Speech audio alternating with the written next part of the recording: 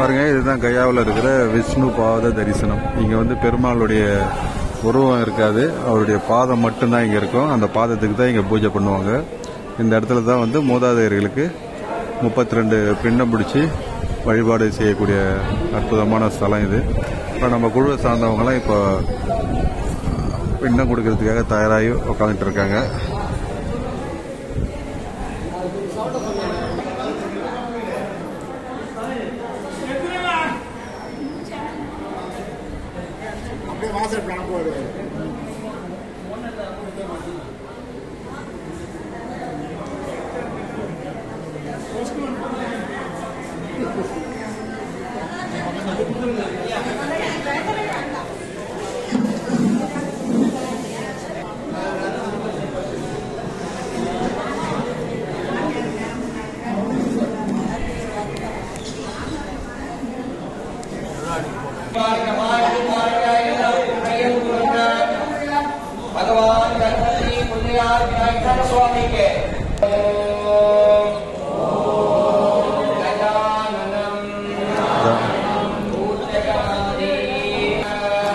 அனைத்து கடவுள்களையும் வேண்டி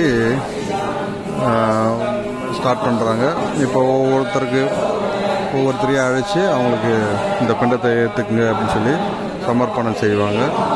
நம்ம மூதாதையர்கள் அத்தனை பேருக்கும், இறந்த அத்தனை பேருக்கும் இப்போ இந்த 32 பிண்டம் வழியாக அவங்களுக்கு மோட்சத்தை கொடுக்கக்கூடிய மந்திரம் சொல்லிகிட்டு இருக்காரு.